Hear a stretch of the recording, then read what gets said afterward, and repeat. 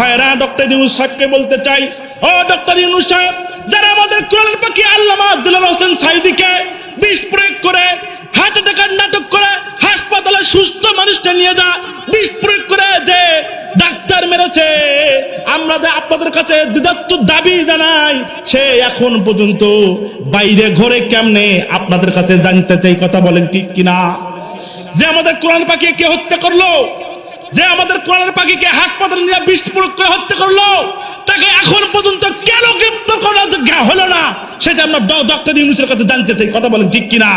সুতরাং এই মাহফিল থেকে আমরা দাবি জানাতে চাই, যারা কোরআনের পাখিকে হত্যা করেছে তাদেরকে, এই স্বৈরাচারের দোষীদেরকে ধরে জনসমক্ষে ফাঁসি দিয়ে আমাদের কলিজা ঠান্ডা করুন, কথা বলেন ঠিক কিনা? আমার ভাইয়েরা, তারা এইভাবে মেরে মেরে, তারা এইভাবে শহীদ করে করে মনে করলো কোরআনের রাজ যেন কায়েম না করতে পারে, এই জন্য তারা ফাঁসি দিয়ে মারলো, ক্রস ফায়ার দিয়ে মারলো, চোখের ভিতর গুলি করে মারলো। আমার ভাইয়েরা, শুধু তাই নয়, ফাঁসি দিবে সরকারি ভাবে ঘোষণা হয়ে গেল ফাঁসি দিবে, না না, ফাঁসি দেওয়ার পরও মন ভালো হইল না, নিজে যায়া গলা কেটে এই স্বৈরা শাসক নিজে হাতে জব করেছে। একটু জোরে বলেন নাউজুবিল্লাহ।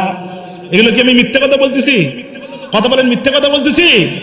আমার ভাইয়েরা, ওই ইহুদিরা তিনটা প্রশ্ন নিয়ে আসলো, তিনটা প্রশ্ন নিয়ে বিশ্ব নবীর দরবারে এলো। এসে বিশ্ব নবীকে বলল, তুমি যদি নবী হও তাহলে তিনটা প্রশ্নের জবাব দাও। কয়টা প্রশ্ন? একটু জোরে বলেন, হাত দেখান তো, এরকম করে দেখান, দেখান দেখান দেখান, কয়টা প্রশ্ন? আরো জোরে বলেন, কয়টা? তিনটা প্রশ্ন। বলল, তিনটা প্রশ্ন যদি তুমি জবাব দিতে পারো তাহলে মনে করবো তুমি নবী, আর যদি জবাব না দিতে পারো তাহলে তুমি নবী নও, এটা আমরা বুঝে নেব। একটু জোরে বলেন নাউজুবিল্লাহ। বললো, তিনটা প্রশ্ন জবাব যদি তুমি দিতে পারো তাহলে আমরা মনে করব তুমি নবী, আর যদি এই প্রশ্নের জবাবগুলো তুমি না দিতে পারো তাহলে আমরা বিশ্বাস করবো না যে তুমি নবী। বিশ্বনবী ডাক দিয়ে বললেন, ঠিক আছে, আগামীকাল বলবো। ঠিক আছে, কথা বলো না, ঠিক আছে, কি বললো? আগামীকাল বলবো। পরের দিন হয়ে গেল, ওহী এলো না, তারপরের দিন হয়ে গেল, ওহী এলো না। এইভাবে সময় চলে যায়, আর ইহুদিরা তারা মনে করলো এ তো নবী নয়, তারা প্রোপাগান্ডা ছড়াতে লাগলো, এ নবী নয়, এ হলো মিথ্যা নবী দাবিদার। ওই যে গত বলেছিল আগামীকাল বলবো, কিন্তু এখন পর্যন্ত কথার উত্তর দিতে পারে নাই, সেই জন্য আমরা মনে করি এই নবী নয়, এই হলো মিথ্যা নবী দাবিদার। একটু জোরে বলেন নাউজুবিল্লাহ।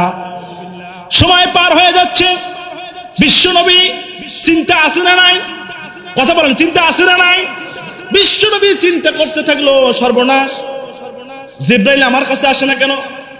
আমার কাছে ওহী নেই। বিশ্ব নবী বললেন, আমার কাছে ওহী নেই, জিবরাইল আসে না কেন? এই চিন্তায় তিনি অস্থির হয়ে গেলেন।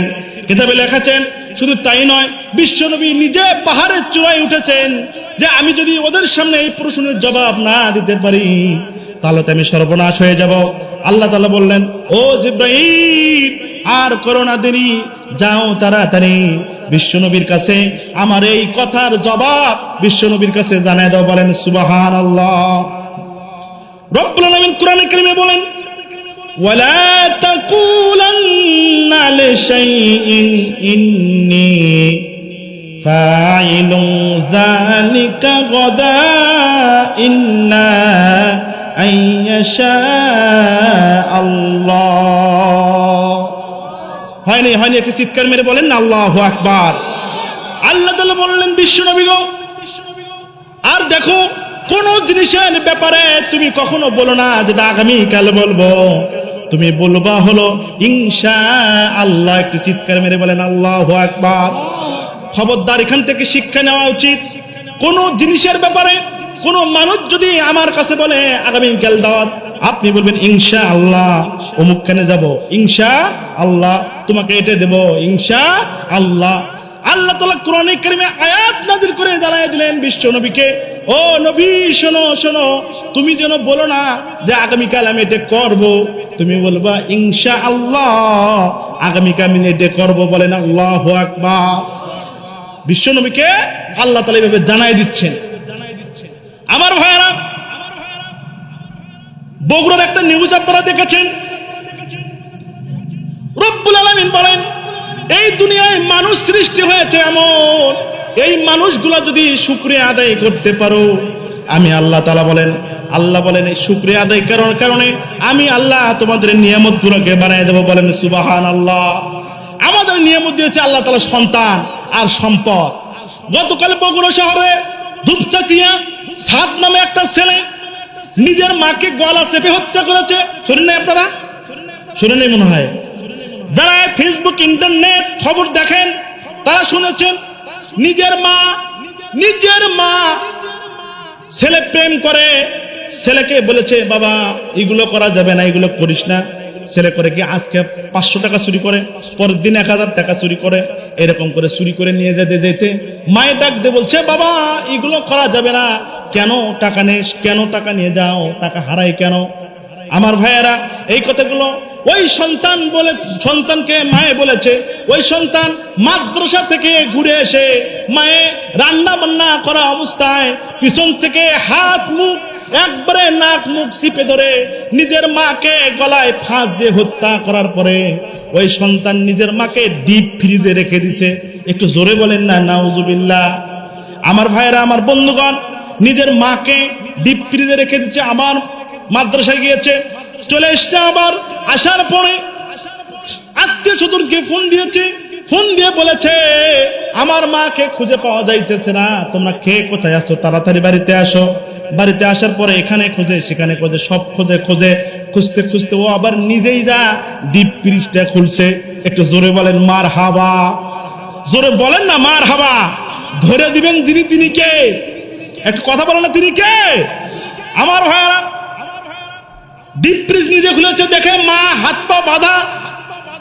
পুলিশকে ফোন করেছে, পুলিশ ফোন করেছে। আসার পরে ওই মাকে যখন পোস্টমর্টমের জন্য নিয়ে গিয়েছে, বলছে ছেলে একে বের করেছে কে? বলছে ওই ছেলেকে যখন নিয়ে গিয়েছে, ছেলে যা বলছে আমার মায়ের আমি বিচার চাই, কে হত্যা করলো, কোন ডাকাত হত্যা করলো। আমার ভাইয়েরা, কিন্তু তার কথার ভিতরে র‍্যাব সন্দেহ করেছে। সন্দেহ করে পরে বলছে, আমার ভাইয়েরা, র‍্যাব বলছে তোমার মাকে কে হত্যা করেছে। কথাই যখন প্যাঁচ লাগায়া গেছে, ওই সন্তান বলে আর কেউ আমার মাকে মারে নাই, আমি নিজে আমার মাকে হত্যা করেছি। একটু জোরে বলেন না নাউজুবিল্লাহ। আমার ভাইয়েরা, নিজের মাকে সন্তান হত্যা করতেছে, কারণ কি? কারণ হলো নারী। কারণ কি? হ্যাঁ, কথা বলেন, কারণ কি? নারী। আমার ভাইয়েরা, নারীর কারণে নিজের মায়ের সন্তান যাকে ছোট বড় থেকে লালন পালন করে বড় করলো, সেই সন্তান নিজের মাকে হত্যা করলো। আমার ভাইয়েরা, ওই জন্য আল্লাহ বলেন লা ইন শাকারতুম লা আযীদান্নাকুম ওয়া লা ইন কাফারতুম ইন্না আযাবী লাশাদীদ। আর একটু জোরে বলেন না আল্লাহু আকবার। আমার আল্লাহ তাআলা বললেন, যারা আমার নিয়ামত পাওয়ার পরে নিয়ামতের শুকরিয়া আদায় করবে, আমি আল্লাহ তাআলা তার নিয়ামতকে বাড়ায় দেব। বলেন সুবহানাল্লাহ। আর যে আমার নিয়ামত পাওয়ার পরে নিয়ামতের শুকরিয়া আদায় করবে না, আমি তার কাছ থেকে নিয়ামত ছিনিয়ে নেব এবং তাকে কঠিন আযাবে গ্রেফতার করব। বলেন নাউজুবিল্লাহ।